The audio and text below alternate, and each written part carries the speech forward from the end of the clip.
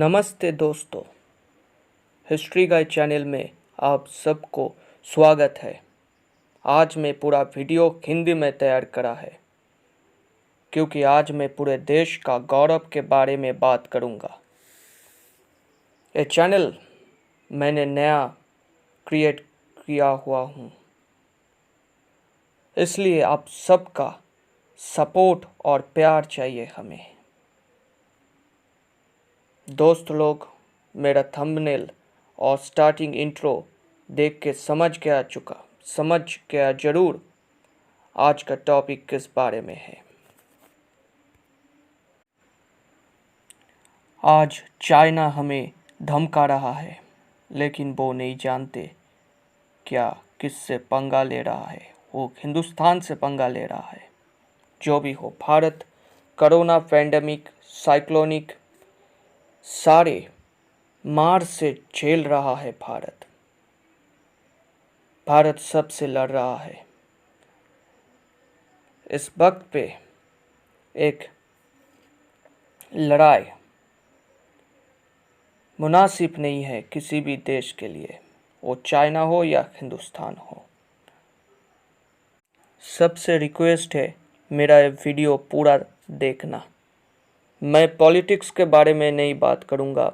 मेरा इस चैनल का मोटिव है सिर्फ हिंदुस्तान और वर्ल्ड के हिस्ट्री के बारे में बताना। आज मैं बताऊंगा चाइना और भारत के बीच में संबंध के इतिहास के बारे में। पूरा वीडियो देखना और इस वीडियो में मैं बताऊंगा आखिर में कैसे भारत जवाब दे सकता है चाइना का, ज़रूरत पड़े तो, क्योंकि भारत आज तक कभी भी पीछे नहीं हटा। हर दुश्मन का भारत ने डटकर मुकाबला किया है, आज भी करेगा। ये उम्मीद से मैं अपना वीडियो शुरू करता हूँ। मेरा जो आज का टॉपिक है वो मैं शुरू करता हूँ। आज शायद ये वीडियो लेंथली हो सकता है, लेकिन सबसे रिक्वेस्ट है पूरा वीडियो देखना, क्योंकि तभी तो जान पाओगे भारत के इतिहास, भारत और चीन के बीच में जो संबंध है उसके इतिहास के बारे में। आखिर तक वीडियो देखो दोस्तों, आखिर तक वीडियो देखो। जो भी हो, चीन के साथ भारत के वाणिज्यिक, धार्मिक और अर्थनैतिक संबंध प्राचीन काल से है, लेकिन भारत के साथ चीन का संबंध खट्टा हुआ पहले बार तिब्बत को लेकर।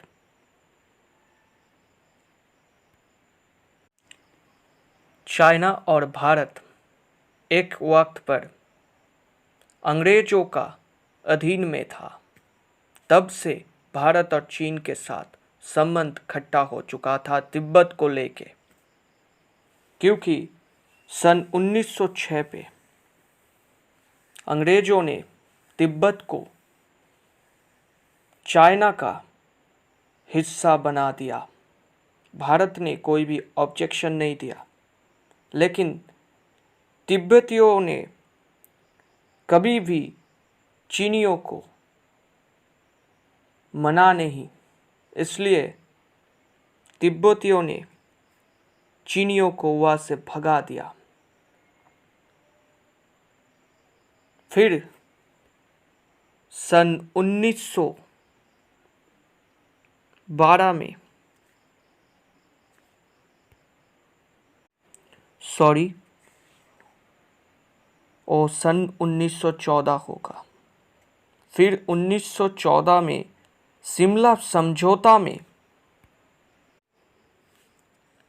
हेनरी मैकमोहन के सभापतित्व में तिब्बत को दो हिस्सों में बांटा गया। एक हिस्से को चीन के साथ मिला दिया गया और एक हिस्से को स्वतंत्र कर दिया गया। 1930 में चीन में कुओमिंतांग दल जापान के साथ युद्ध में व्यस्त था। तब तिब्बत ने स्वतंत्रता घोषित कर दिया। फिर आया सन 1947, जिस साल भारत स्वतंत्र हुआ, और उसके 2 साल बाद यानी 1949 में चीन स्वतंत्र हुआ। फिर चीन का पहला नज़र पड़ा तिब्बत के ऊपर। फिर से तिब्बत को लेकर वो अपना चाल चलना शुरू कर दिया, लेकिन भारत उसके चाल को समझ नहीं पाया। सन 1950 में 1 जनवरी भारत के साथ चीन का एक समझौता हुआ, जहां पर चीन ने तिब्बत की स्वतंत्रता मान लिया था, लेकिन चालाक चीनियों ने अपना चाल फिर से चाल गया। 7 अक्टूबर 1950 में फिर से तिब्बत पर आक्रमण हुआ, और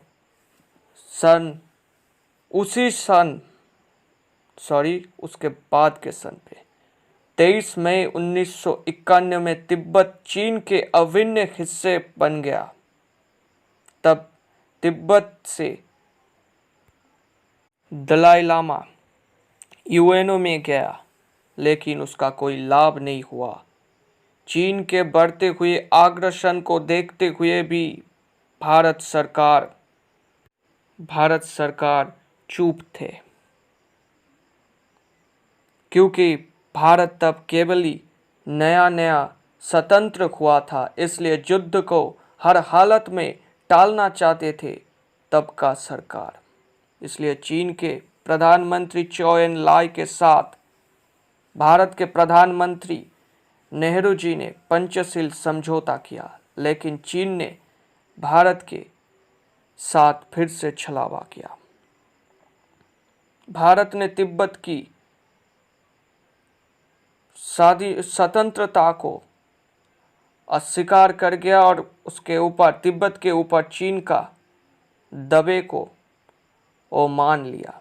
लेकिन ये भारत का सबसे बड़ा गलती था, ये मानना पड़ेगा, ये सबसे बड़ा गलती था।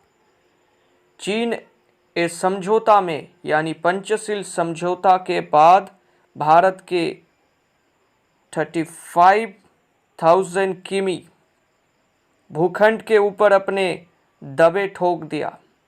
इसके लिए मैकमोहन का भी कसूर था, क्योंकि उन्होंने स्पष्ट तरीके से मैकमोहन लाइन को नहीं खींचा था।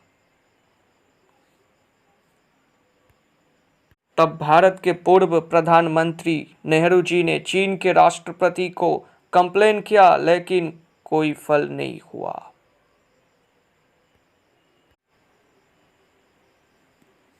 सन 1956 से 57 के बीच में भारत के एक भूखंड के ऊपर अपने दबे को सिद्ध कर दिया। चीनियों ने एक हिस्से को दखल कर लिया पूरे तरीके से, जिसे आज अक्साई चीन कहा जाता है। अक्साई चीन में रास्ता भी बनाया गया चीनियों के तरफ से। इसके बाद भी चीन का आग्रासी मनोभाव का परिसमाप्ति नहीं हुआ। 4 सितंबर सन 1959 पे भारत के बहुत सारे हिस्सों में दबे ठोक दिया चीनियों ने। चीनी सेना भारत के कुंभासा से घुसकर 4 भारतीय सैनिकों का हत्या कर दिया।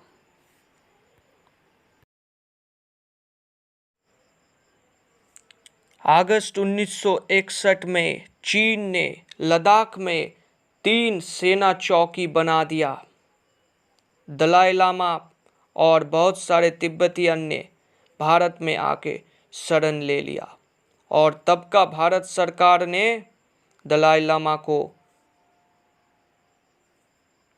आश्वस्त किया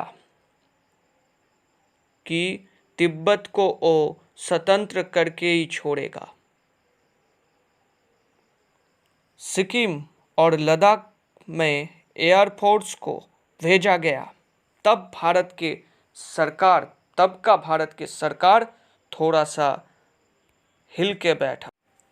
सन 1962 में मार्च ऑफ हाइट के शुरुआत हुआ और लेह और चुला में एयरबेस बनाया गया भारत के तरफ से।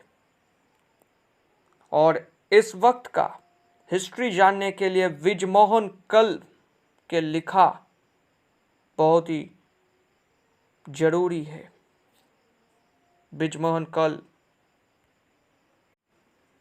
ये है विजयमोहन कौल, जो तब का आर्मी जनरल था।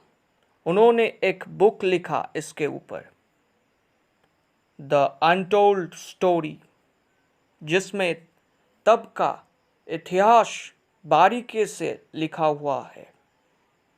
चीन और भारत के बीच में जो संबंध है उसे जानने के लिए एक बुक पढ़ना बहुत ही जरूरी है।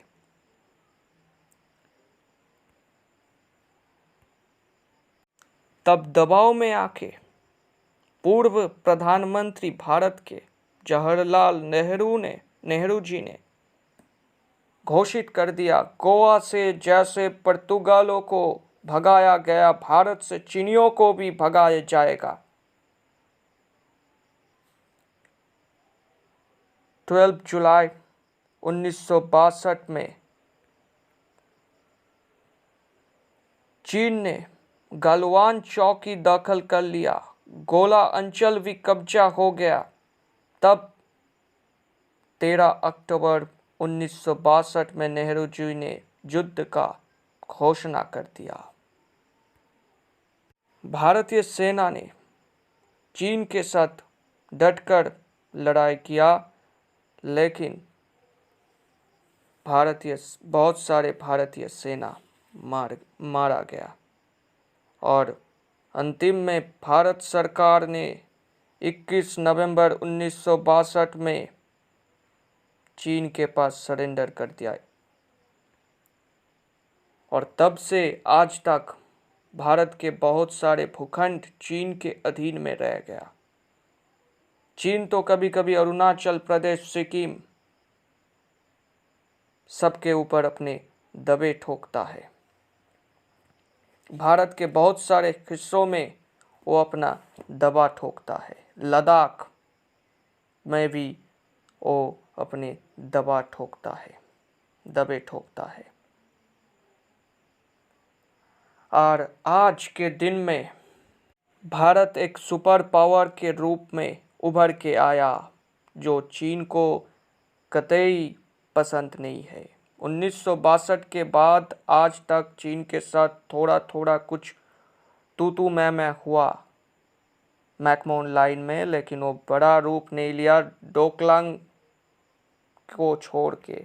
लेकिन आज हालत ऐसे बन चुका है, युद्ध कभी भी लग सकता है, ऐसा माहौल बन चुका है। लेकिन दोनों ही देश को ये मानना पड़ेगा, क्या अब ऐसा हालत नहीं है क्या युद्ध मुनासिब हो, लेकिन चीन को कतई ही ये शायद मानना नहीं है। चीन एक इकोनॉमिक कॉरिडोर बनाना चाहता है, लेकिन वो भारत के बहुत सारे हिस्से को कवर कर रहा है, इसलिए भारत ने हर वक्त पे इसका ऑब्जेक्शन किया है, जो चीन को कतई पसंद नहीं है। और आज के दिन में तो भारत यूएस और चाइना और जापान जैसे देश का दोस्त बन चुका है, ये भी चीन को कतई पसंद नहीं है। और भारत अब जो दक्षिणी चीन सागर है उसके ऊपर भी चीन के अग्रासी मनोभाव को रोकने के लिए चेस बोट मेथड के इस्तेमाल किया हुआ है, ये भी चीन को कतई पसंद नहीं है। इसलिए अब जब सारे विश्व पैंडेमिक के चपेट में आ चुका है और सबका अर्थनीति ठप पड़ चुका है, अब यूएसए का जो हालत है वो भी खस्ता है, तब इस दुर्बलता का पूरे तरीके से लाभ उठाना चाहता है। चीन और भारत के ऊपर दबाव बनाने का कोशिश उसका लगातार बना हुआ है। इस वक्त में चीन का इस डिसीजन का कड़े भाषा में यानी बहुत ही कठोर भाषा में, कठोर लैंग्वेज में जिसका जवाब दिया हुआ है GD बख्शी साहब ने, मेजर जनरल GD बख्शी साहब ने। और पूर्वी आर्मी जनरल शंकर राय चौधरी ने भी इसका समालोचना किया हुआ है, इसको क्रिटिसाइज किया हुआ है।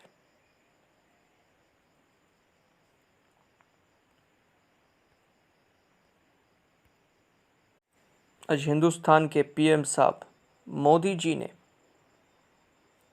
मीटिंग किया, कल शायद, आज नहीं कल मीटिंग किया हुआ है अजीत डोभाल जी के साथ, और आर्मी, एयरफोर्स,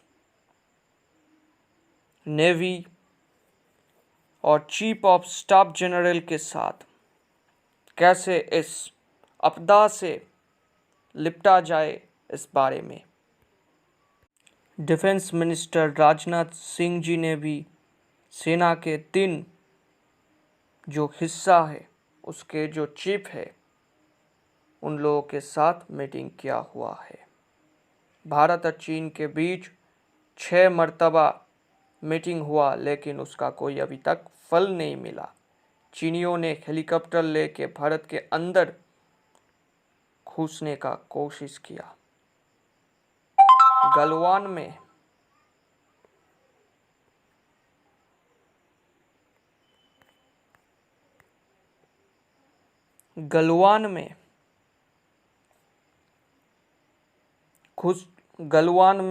100 से भी अधिक ताबू बनाया चीनियों ने।